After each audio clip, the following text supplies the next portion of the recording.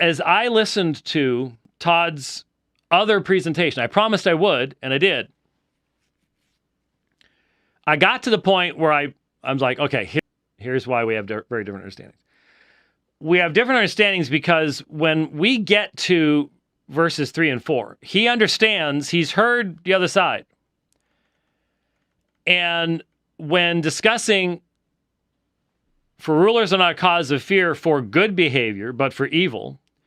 Do you want to have no fear of authority? Do what is good, and you will have praise from the same. For it, that authority, is a minister of God, eis ta agathon, for your good.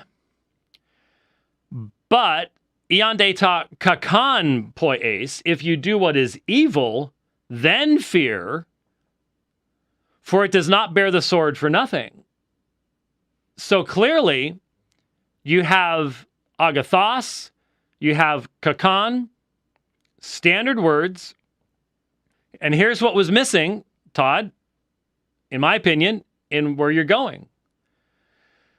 Because even when you mentioned verse 3, 4, and 5 and said there are people that they understand this to be the key issue in regards to Romans 13, what you didn't mention are the people who say, and the Apostle Paul would therefore have defined agathos and kakan on the basis of God's law. God's law. By what standard? And so there is a standard that is to be utilized. So if the minister bears the sword and brings wrath on the one who practices good rather than evil, is that... And see, this is where I say there is an objective standard for both realms.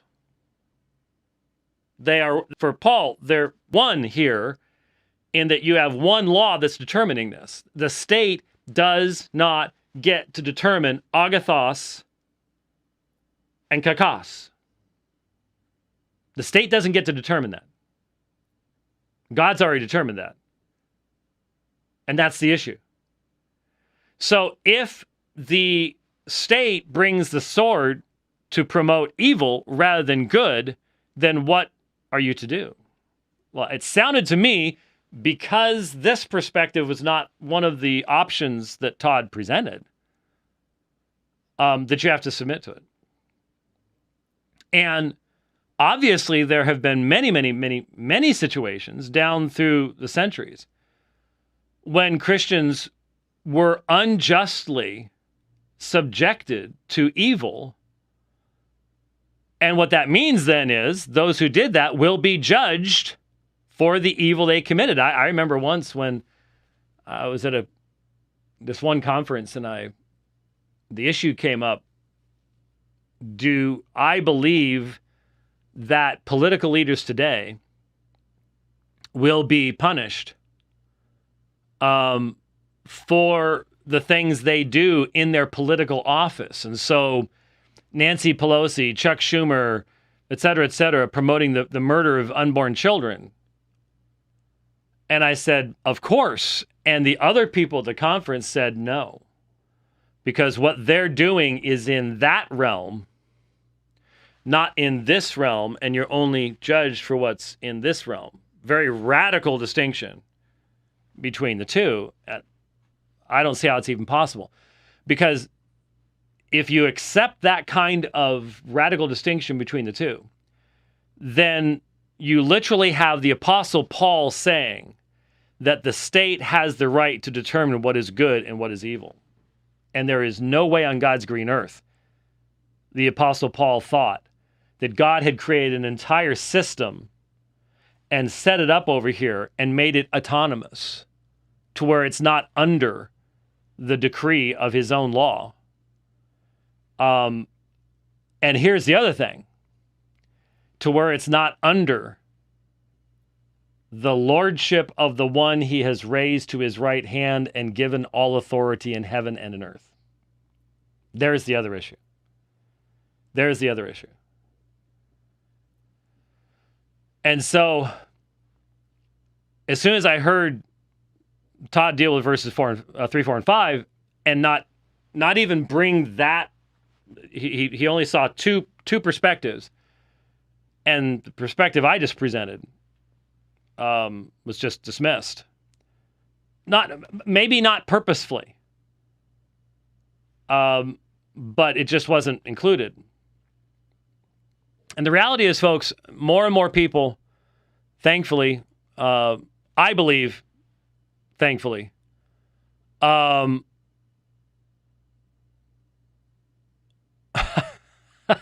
sorry, I clicked on the thing and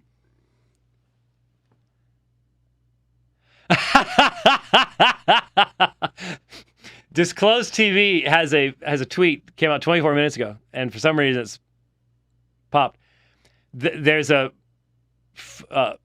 Marine guard outside the door at the White House, and it's raining. And then all of a sudden there's a flash and lightning strikes nearby. And you see the Marine guard go, and then the Marine guard opens the door and disappears. I think I'm gonna go inside now. My duty position, and he walked very nice, very marinely inside. I'm getting out of here. Chris commented too. He said, "I'm going in too." Sorry, I got distracted there. I too many little things there.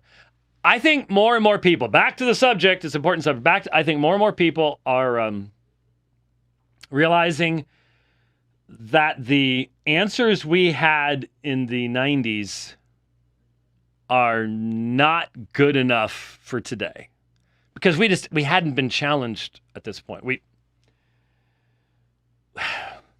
We weren't where we are today, and if you hadn't thought it through, it's when you're challenged that you start going, I had never really thought about what the relationship of those things are supposed to be. And I remember when I taught systematic theology, one of the things that I would say to students is, my job is to step on your toes.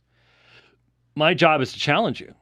If I don't, you're wasting your time here. So now we're in a global situation where a lot of us have been able to be very comfortable, and we've been able to be very comfortable in our traditions and very comfortable, let's be honest, in our eschatologies. Because eschatology isn't just simply, I talk to some folks and they honestly think the biggest dispute in eschatology is between pre-trib, mid-trib, and post-trib. and honestly, it's not even between how you understand millenniums, whether you're a-mill, post-mill, pre-mill, that type of stuff. It really is directly connected to, again, God's ultimate purposes in what he's doing in this world. What is his end game? And if you don't have a sovereign God, you don't have an end game anyways. God's just doing what best he can do. But if you have a sovereign God, then it enters into all of this stuff, into all of it. And I'm seeing that more and more clearly as these things go on.